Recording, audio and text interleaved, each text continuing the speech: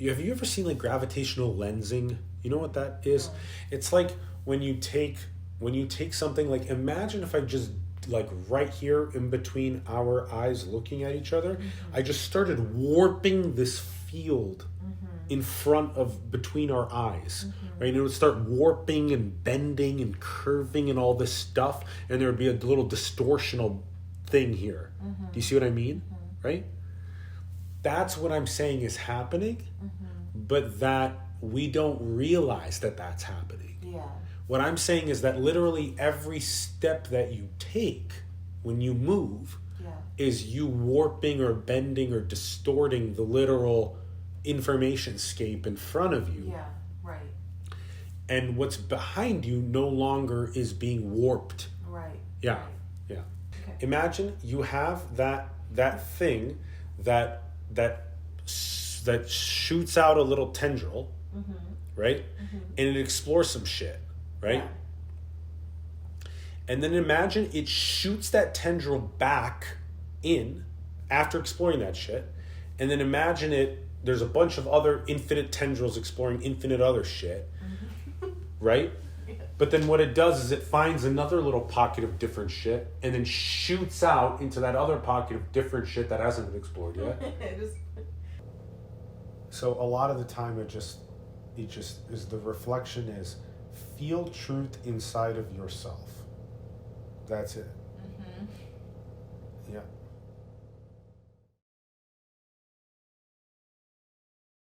So not only is gravity the only thing that allows you to have this experience right now in the form of not floating in the middle of infinity, right? You're not floating in the middle of infinity in an infinite swimming pool of chaos and unorientability where walls aren't walls and people aren't people and couches aren't couches and TVs aren't TVs. And do you see where your feet aren't touching the ground, right? Gravity's allowing your feet to touch the quote ground, right? So gravity is allowing there to be a quote place or location, which you call a house, like a planet and a house and walls, and which then includes the standard model. It includes all of quantum mechanics that's describing the appearance of tables and chairs and pillows. So that's why gravity as the engineer is allowing, out of infinite potential, out of chaos, out of everything, is allowing the appearance of something ordered like this, which is the observer. Gravity as the observer, as consciousness, dreaming or hallucinating. That's why it's always called like a dream. It's called like a lucid dream, like a waking dream. This is just a waking dream, right? Is allowing all of this to be experienced or seen, which is what we talked about the dining table, that this stuff does not exist, tables and chairs, apart from consciousness experiencing it, apart from the observer experiencing it. Right? So, but that last leap of connecting the observer or consciousness to gravitational singularity of infinity and infinite potential is what is really one of the final straws of this place understanding itself.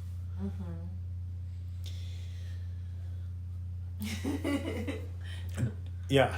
No, go. Yeah, well, just that first bit, I think, is so much more important than, because you asked, you were like, I'm like struggling to get this gravity, and gravity is because of the model that you have about, gravity is this thing at the center of the earth that pulls the people down, right? And that's why I said it's beautiful you said that, because gravity is the only thing that's allowing you to not be floating around in infinite chaos right now. So it's literally engineering or warping a play container of sorts for you to have the experience as gravity, as consciousness, of laying on a couch talking to yourself. Right?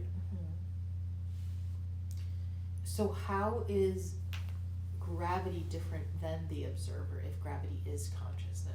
Yeah. Well, you start with them as an equivalence, Okay. right? And then you can say they have aspects to them, and then you can say that gravity is like the infinity that gives rise to absolutely everything, and that the Gravity is the infinity that gives rise to absolutely everything, and that the observer is like the witness or the conscious presence that is the presence to the manifest potential being experienced. So then it seems like the observer would be the gravity because Yes. the observer is The is observer formulating the observer is like the terminal or the end point of the gravity in a way. Okay, explain that more. Okay, it's like the terminal station. It's kind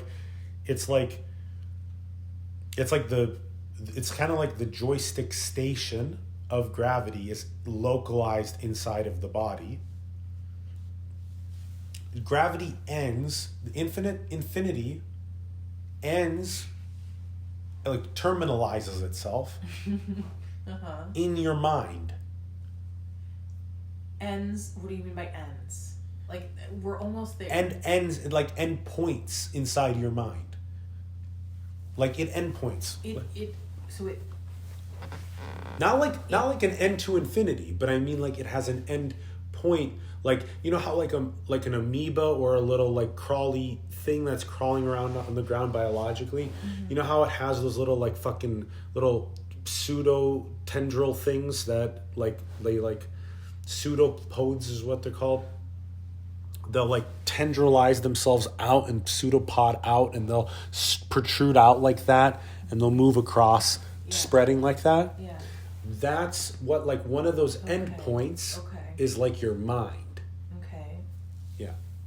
And so gravity has an endpoint in all of our minds. Yes. Which means that by perceiving, we're utilizing gravity. It's not really the right word. Yes, but you probably the better framing of it would be that yes, you're utilizing gravity, or you are gravity utilizing, let's say, objects of your dreamscape. Let's say is a better way to say that. Objects of your dreamscape are the thing that you're using to explore potential and dream experience. Mm-hmm. Because your decision about going to the gym or about going to eat out with friends or whatever is then how that very thing arises into your seen experience. So the objects themselves, they only get sculpted. It's they get and it's like another way to say it is that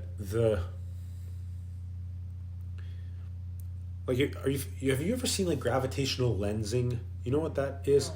It's like when you take something, like imagine if I just like right here in between our eyes looking at each other, I just started warping this field in front of between our eyes, right? And it would start warping and bending and curving and all this stuff, and there would be a little distortional thing here. Do you see what I mean? Right? That's what I'm saying is happening, but that we don't realize that that's happening. Yeah. What I'm saying is that literally every step that you take when you move is you warping or bending or distorting the literal information scape in front of you. Yeah, right. And what's behind you no longer is being warped. Right. Yeah. Right. Yeah. Yeah. Yeah. Which is that infinite potential. Yes. Yeah, right. So that part is very, very clear to me. And maybe it's not as necessary for me to understand the distinction between gravity and the observer. I'm just wondering if there's like an analogy that would be useful in like really like making it click in. It's like, is there something that we can think of as an example? It's like if, you know, my car is the gravity and the person inside of it is the observer. Do you know what I'm saying? Like, you're saying, is there an example like that? Is there an example like that? Okay. Like, One example like that actually has a like a mathematical and geometric way of understanding what you're asking, which is if you put a like a spectroscope. So basically, if you put like and this will tie us to again that whole endpoint thing, which will be interesting. Like if you take like you know how you when you have a what's the common colonoscopy. You know when you have a colonoscopy and they jut a very, very tiny little fiber up your that has a light at the end of it, like a camera, like a light and a camera, right? Is at the end of it, right? And they jut this tiny, and it used to be thicker, but now it's gotten so small, you know, right? So imagine the side that is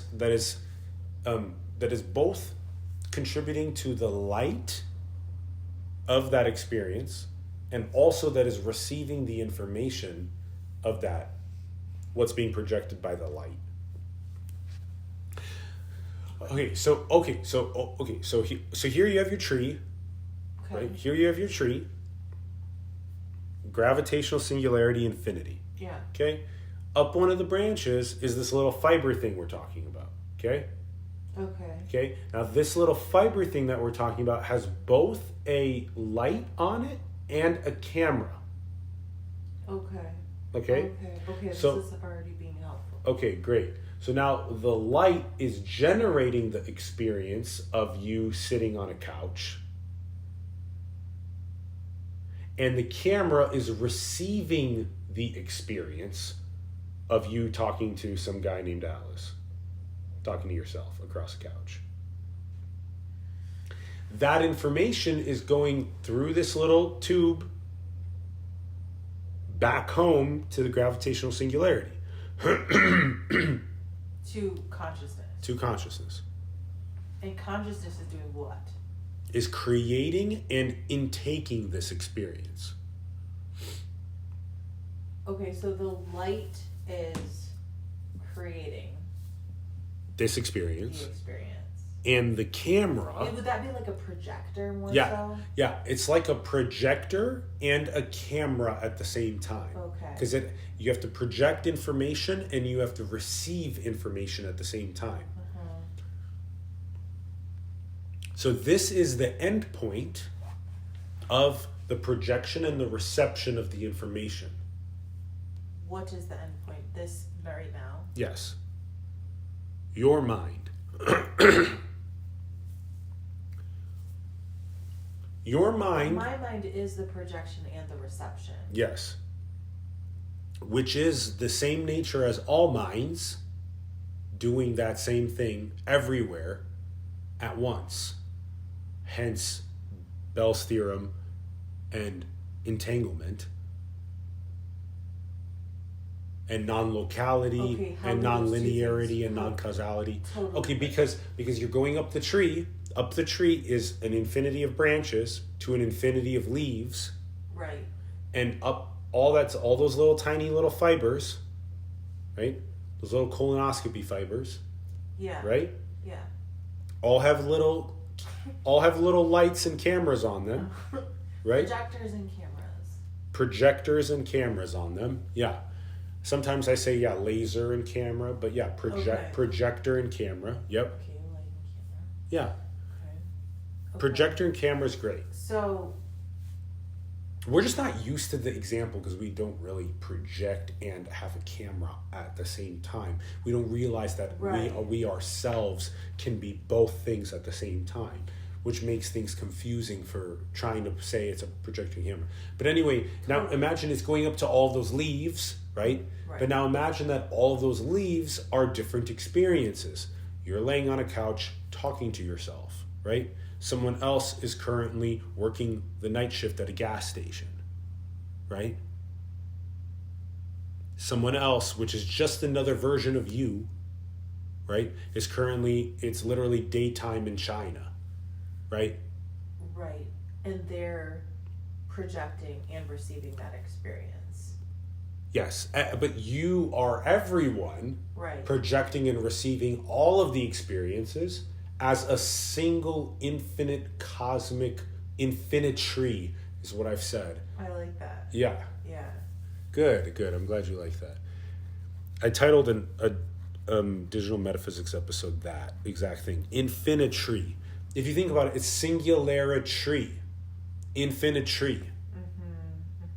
Right? Yeah. Instead of TY, just ended TREE. You know? And you have all of your little... Well, because the visual is so helpful in understanding. And period. Yeah. Yeah, well, it has to be rooted. That's why I told you months ago when we were on our calls. I said that the symbols that I use, right? And that was another reason why, you know, it just became so clear and obvious. You were asking, oh, how did you know? Did you know about the timing of everything? You know, about all these fields coming together, about all your readiness and ripeness to be able to like initiate and communicate in this way, this exact information about self-knowledge. Yeah. And what I said in the beginning of 25 when we were talking about this is I said that these core symbols, they act as the anchor. They're the root models. Root models. Yeah. So every time that you try to you don't really evade or avoid. It's more like every time you try to escape, it's not escape either. Every time you try to say something that's not connected to the root models, you will always find yourself being lost in conversation, usually surface conversation. And if you try to have deep conversation about it, you'll still get lost, usually in deep conversation. What a tree does, and a circle or a cycle or whatever you want to say, a circuit, right? What it does is it contraction and expansion. I talked about this in the episode on the cipher. If you get a chance to watch some of the, like the episode on the cipher would be a good one. Okay. Yeah. Because that would catch you up even more to, which you already resonate with so much of the code or language of. But then we could play at it at another level of it. Yeah.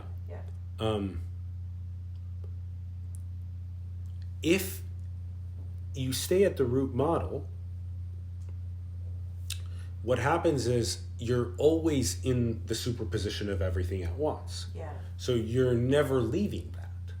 So every time someone's having trouble with trying to talk about what reality is, you in some ways snicker a little bit because you know that what's happening is it's missing a root model, which is the superposition of everything that is them as everything, everywhere, looking at itself, dreaming stuff. Yeah.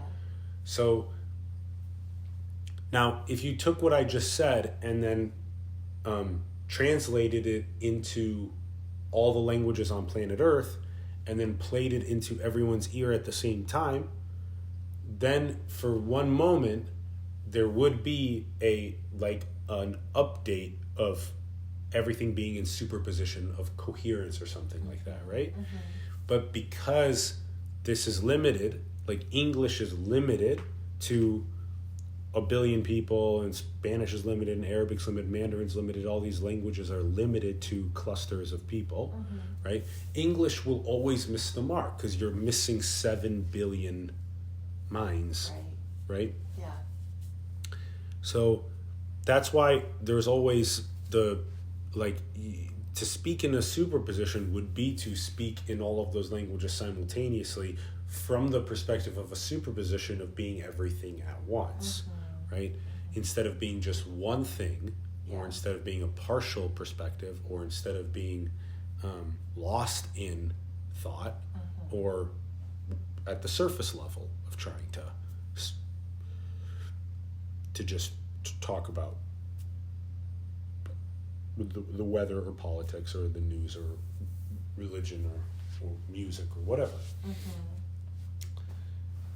Let alone trying to speak in philosophy or spirituality or whatever about what it is. Yeah.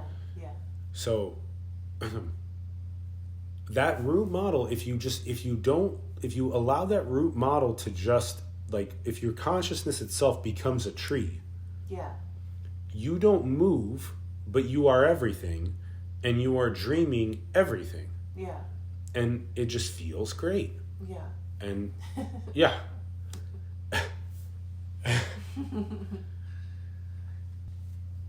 And then if you take in a client, because it's just you asking yourself, hey, like, I'm trying to heal some shit, it's like, okay, like, imagine what the tree does is it does this little circle thing, where you go out, and that's why I say it's like also like a vinyl record with these different concentric rings, or the tree rings themselves, where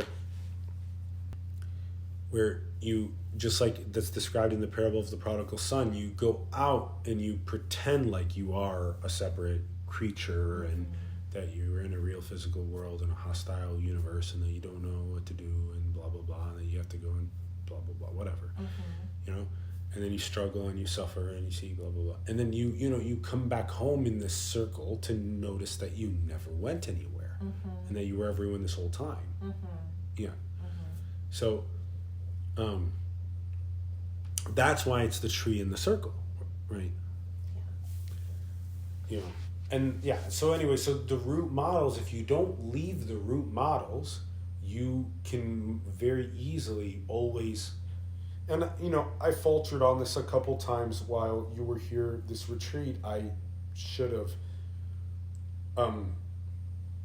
more clearly started with the root models. I wasn't as aggressive about asking you to watch some of the digital metaphysics content. I think I had mentioned it to you before, but I wasn't as aggressive as I could have been about being like, watch this episode this week, and let me know what you think about it, right? So that's another good reflection to me, from me, is to do that with myself, with who's coming here. Yeah. I'd be down to do that too, because I do really enjoy listening.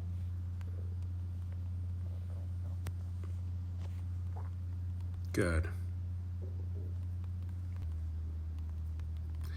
And the other one was,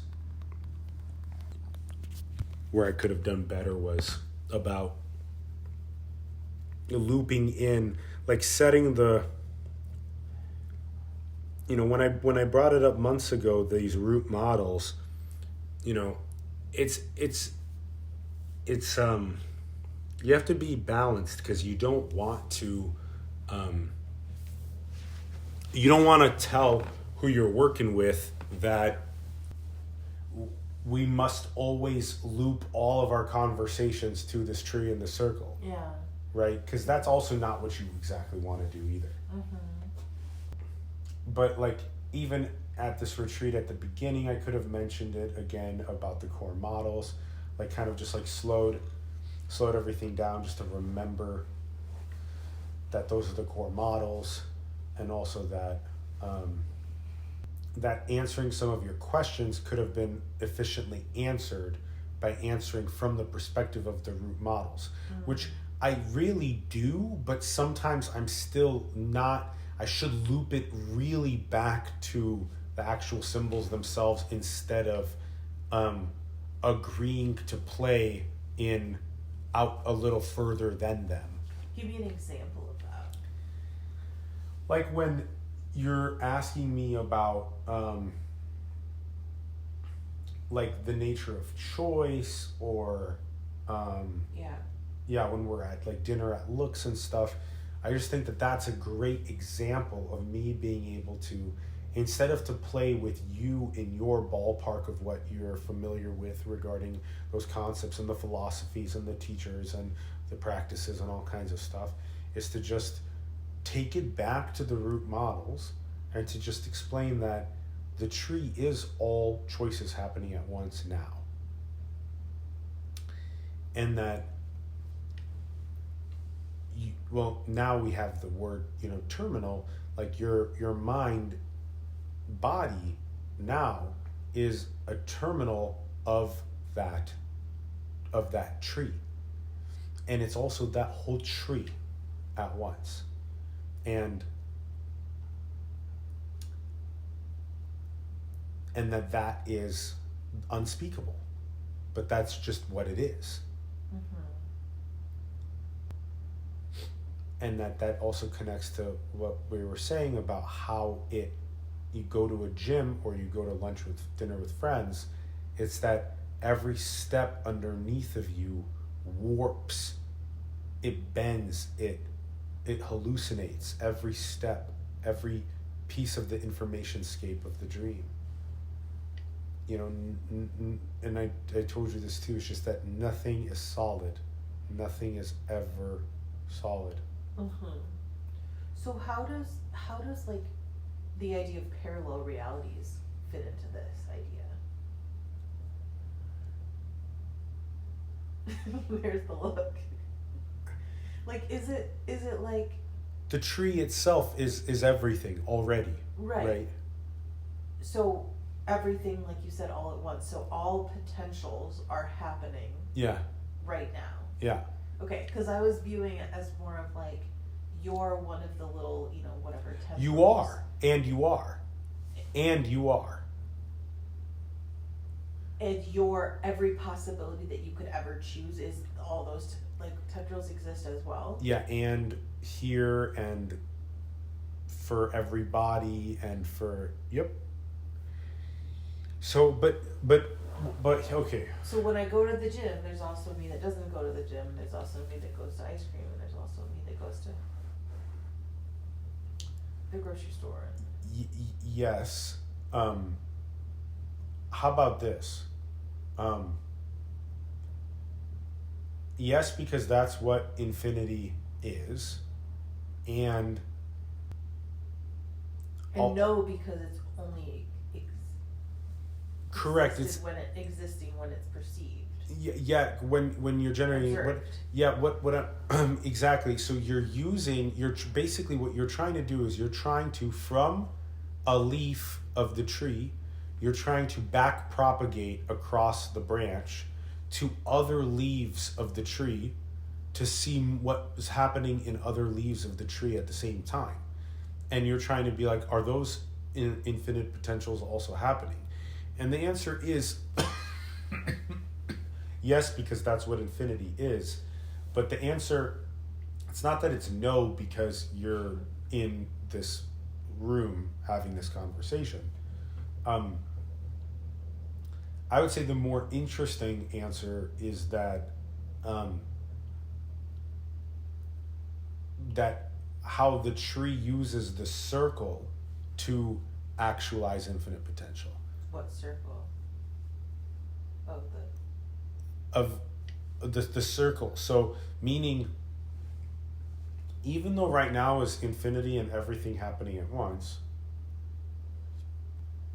the appearance that a body comes and goes has a purpose, right? Mm-hmm. The purpose of a body coming and going is because of the cyclic nature, or just like that's reflected in the seasons, right?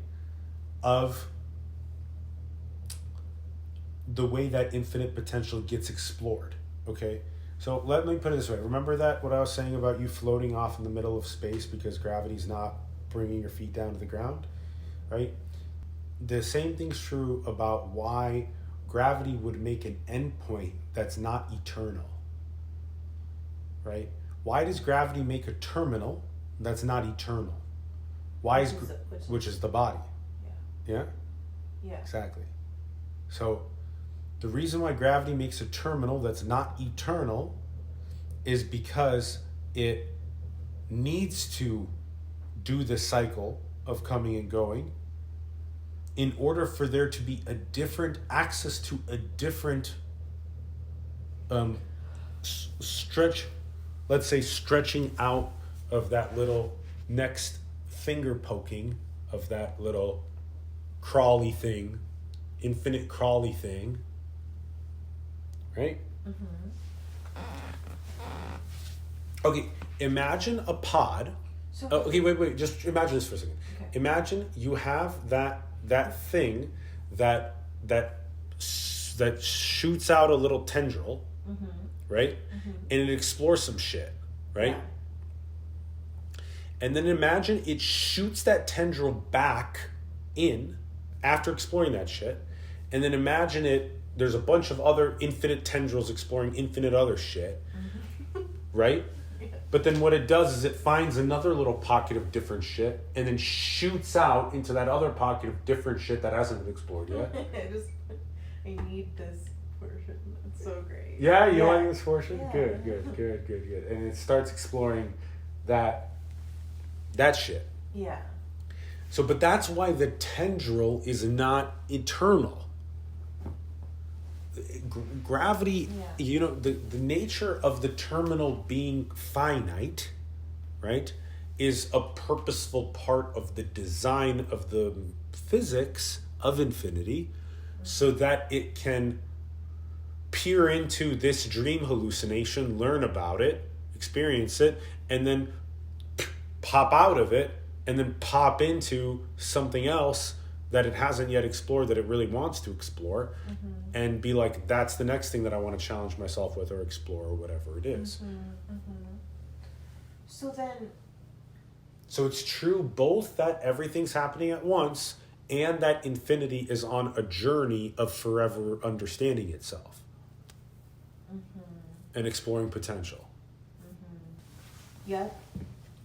So what about this idea of like different dimensions that you almost like graduate into as you evolve? How does that play into this, if at all?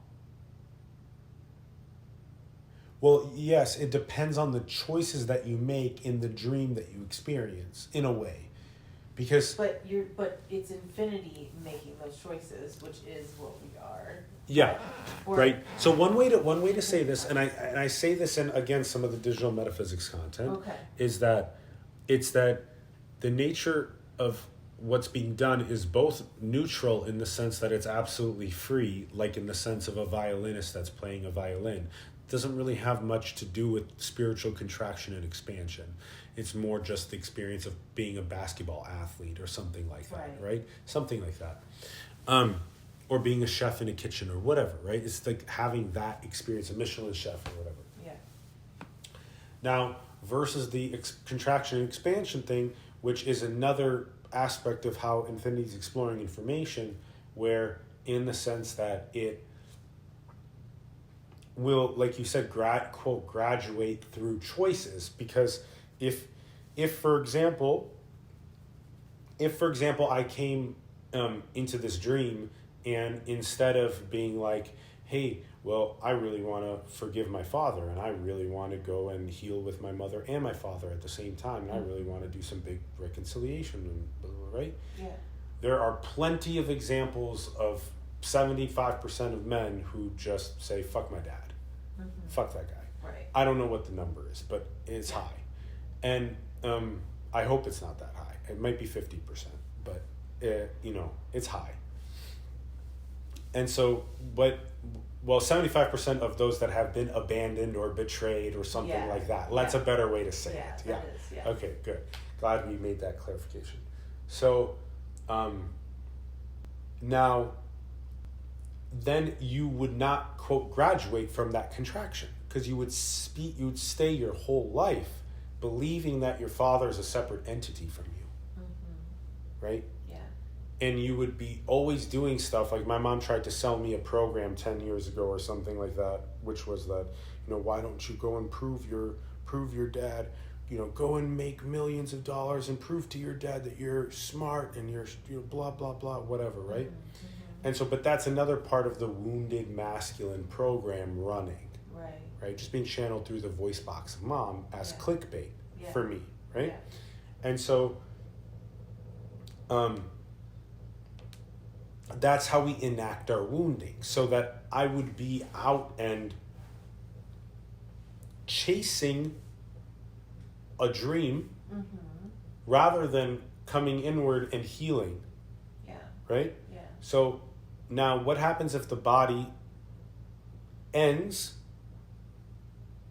before there's been the realizing of what is true? Yeah. Then you can say you do not quote graduate, and you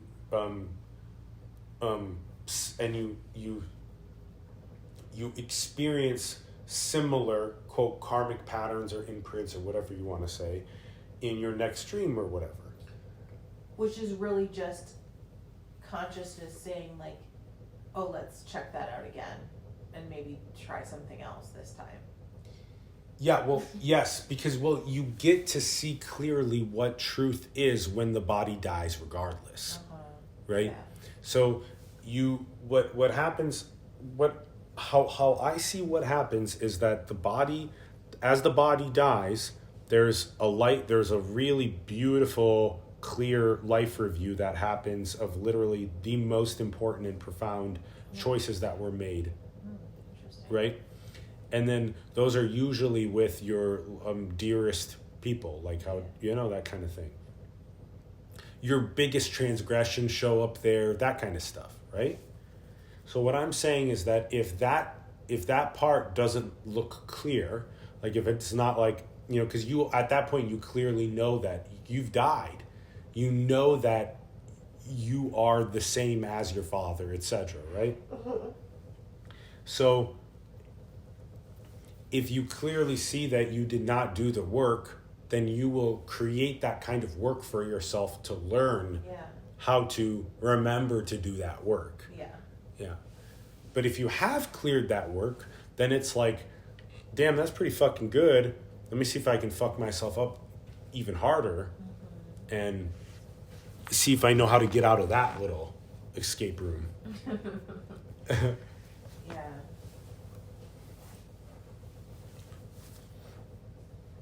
Oh, so good. It's so good. Laying down and everything you're talking about. Yeah, exactly, yeah. Which one did you mean though when you said that? Just all of Both, this? yeah. Yeah, all of this, yeah. Yeah, I feel the same way. Good. It's interesting how, like, I keep feeling like that word, like, lucid or lucidity keeps coming into, because it's Good. like, the more that you explore all of this, the less, like, finite, or like, no, maybe not finite, like concrete Everything feels. everything feels. Yeah. Which is that lightness, right? Like, Yeah. it's like the couch isn't as heavy as it was Exactly, before. yeah, Or like, my body isn't as heavy. Exactly, yeah. Yeah, which I think is like a cool, just like a side effect of it. Mm-hmm.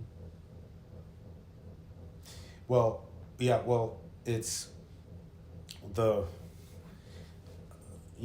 speaking of gravity again, right? Right. So you have that heaviness or that denseness or that solidity, and then you have that lightness or that malleability or that featheriness or whatever, and that airiness, that waviness, that whatever. And I think realization is the shift. You going out in those tracks is to go out into the solidity, the super denseness. To come back in is to get to this place of super lightness, but in perpetuity. To go back in is to come to this place of lightness? Yes. Yeah. Yes. To yourself, which is the tree. Totally. Yeah. Yeah. No, Yeah. Yeah. Yeah. And so that's why, again, it's great that we circled back to that and how it relates to gravity also, because, the denseness or the weight or the the solidity or the rigidity or whatever that is felt, not only about your own body, but about the objects, but about the words that people say, or the boxes that people try to put each other in, or whatever, right? The will that they try to force on each other, all that kind of stuff. All of that stuff just becomes so dreamy and wavy and illusory and and free, and and so that's the difference between having this this infinite denseness, I guess, and this infinite lightness. But I'm still trying to work out exactly how that, because you can flip it. That's always the thing with language. Even with contraction and expansion, you can flip it, which is weird, because you can think, well, why not use expansion to talk about expanding out of myself into like inflating a big dream, and then contracting my big dream or deflating my big dream down back to the tree. Right. So, but that's why I'm saying these things can always flip, which is another reason why language, one philosopher specifically, Wittgenstein, did a good job of describing why you should consider the limitations of the logic of language when trying to describe philosophy. So that's why when I say tree, all I can really say is tree. I can't really say anything more than that. If I start trying to talk about the tree or how it works or the physics of it or all that kind of stuff, contraction, expansion, all that kind of stuff, we start getting more into the words and the dualities and the getting lost in all of that. So a lot of the time it just is, the reflection is, feel truth inside of yourself. That's it. Yeah. The one pointer that's been, I think, could relate to that's been helpful for me, is just that awareness of existing. Right? Or like the I am. Like, does that fit with what you're saying right now? Yeah, the tree is I am. Right. Yeah. The truth being the realization of awareness or consciousness itself. Yes. Right. But if you take that as a spiritual realization and you separate that from all these other things in physics that I was talking about as an example,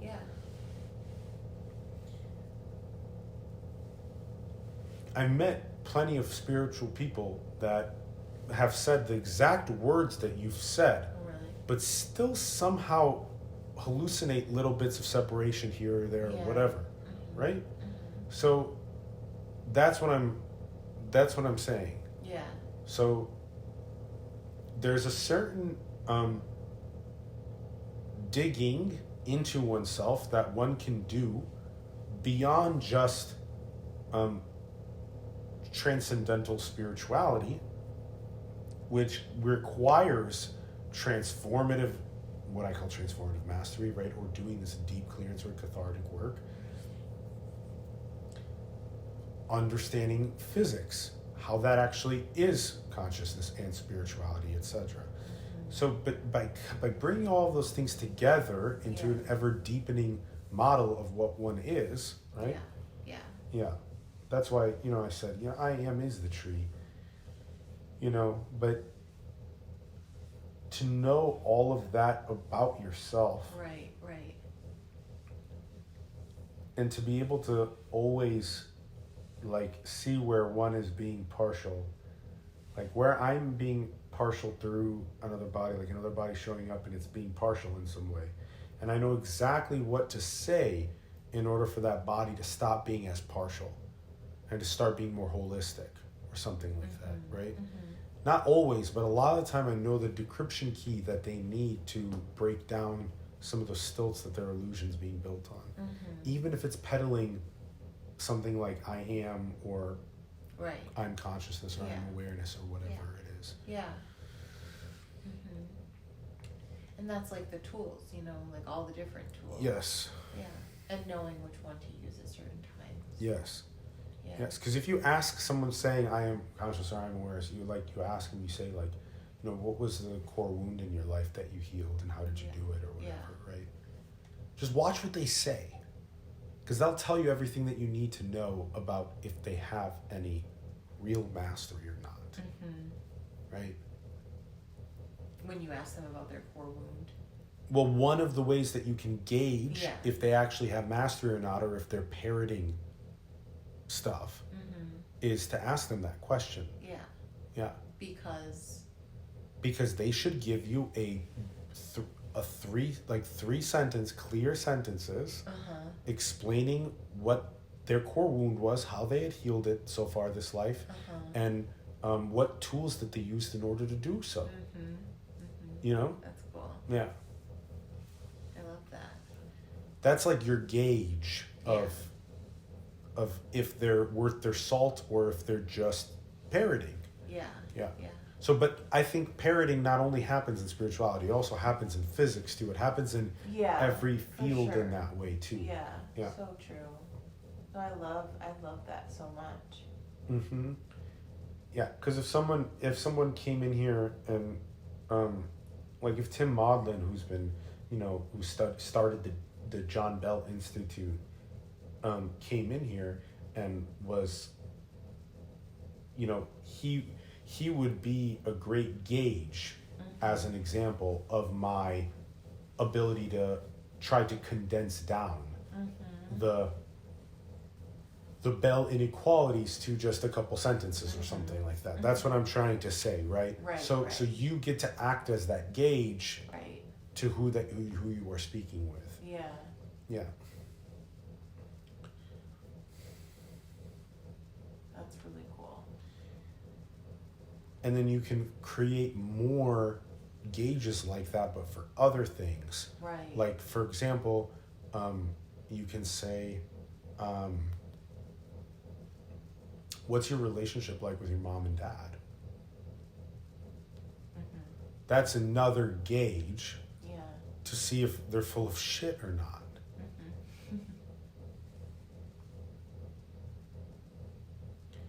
Okay, what's another one? Honestly, another one is, what's your relationship like with your spouse and your children or your siblings? Yeah, all that kind of stuff.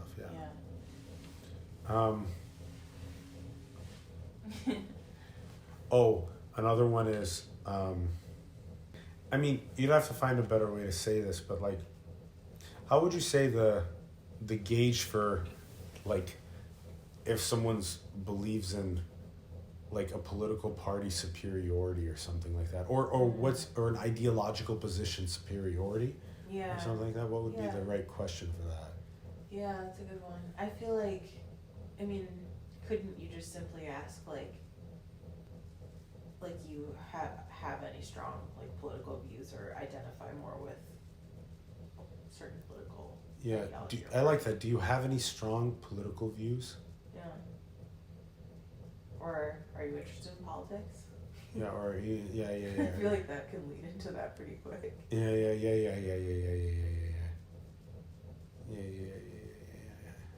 Or are you interested in geopolitics also? Because then you can, like, what's your what's your perspective on war is a good one. Yeah. Stuff like that.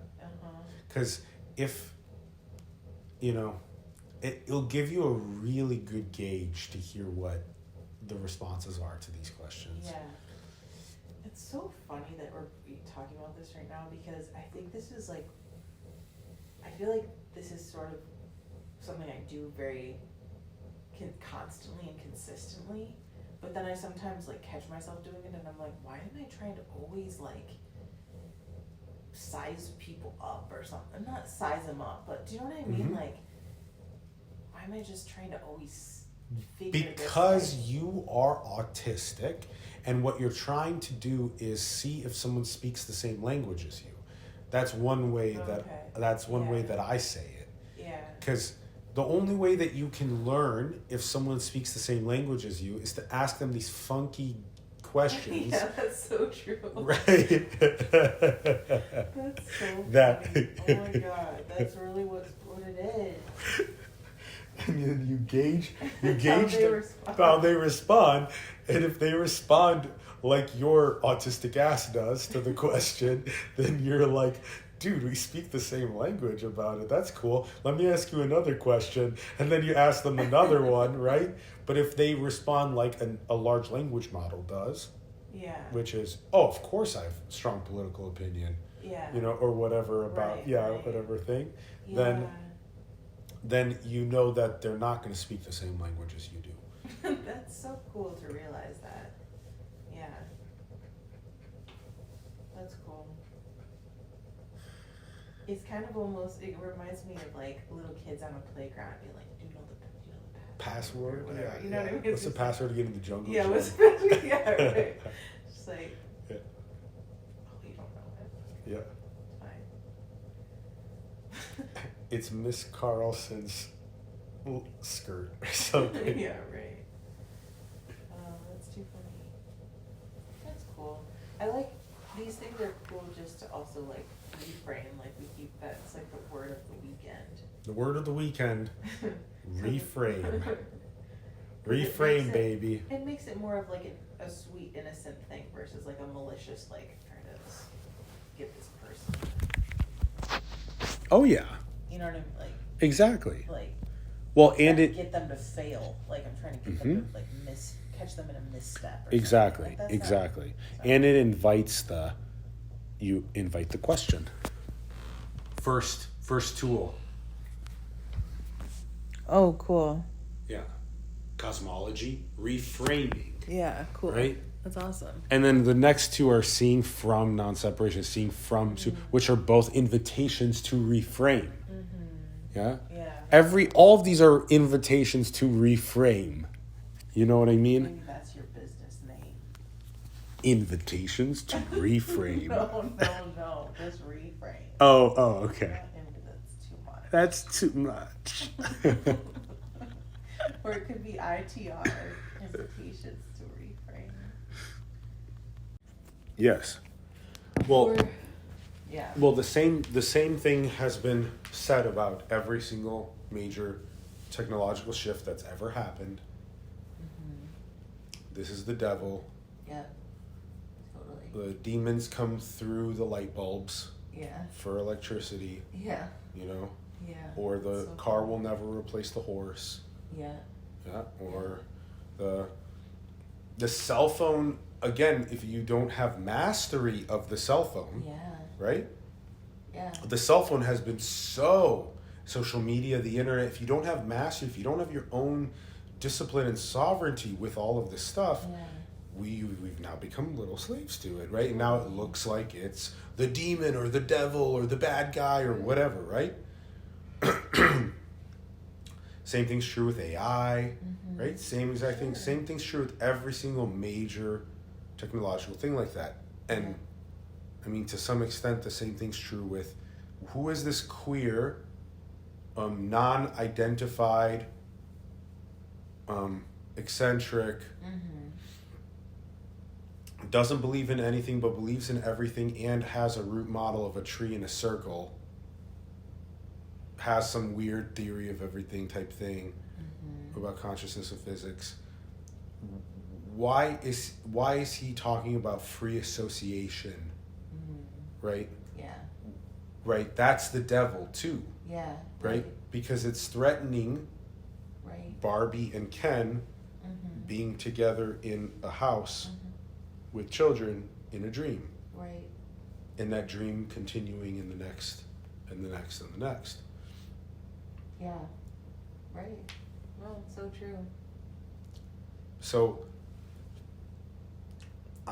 it's good to some extent. It's good to be demonized because what is being pointed to is the dragon breath. Mm. Do you see? Yeah. So the contraction points its finger at the dragon breath and says, steer clear of that dragon breath. Pure consciousness is all this fucked up stuff. That's the devil. Right. Don't believe in that. Right? So the contraction is calling the expansion the monster. But it's true from the perspective of the contraction. The expansion is the monster. It's the dragon breath. Right. Right? Well, it's the beginning of the end of it. Yeah. Like, it threatens the whole dream. Yeah. So it's Right. Of course it's But the point of infinite consciousness is to dream. So if the point of infinite consciousness is to dream and to lock itself into more and more harder Barbie houses, Ken houses, right? Then from that perspective of like the current of infinity flowing into contraction and wanting to experience separation and contraction and this little dream of this little Barbie home and that kind of life, right? That then from that perspective, trying to swim upstream back to the infinite source of pure consciousness itself is ludicrous. And so then we assign all these labels like, like that's the devil or no. Expansion dragon breath never calls anything the devil, right? There's no such thing as the devil, right?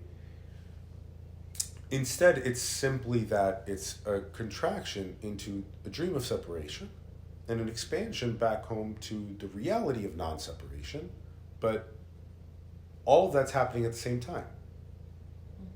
So that's why it's a superposition, and that's what reality, capital R reality, truly is. So that whole indescribable thing is the tree and those records, those vinyl tracks.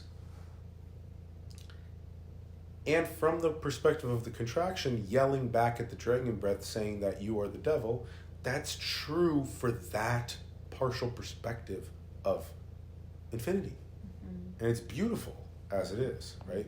But that's what my life is like the vast majority of the time when I'm speaking this type of stuff.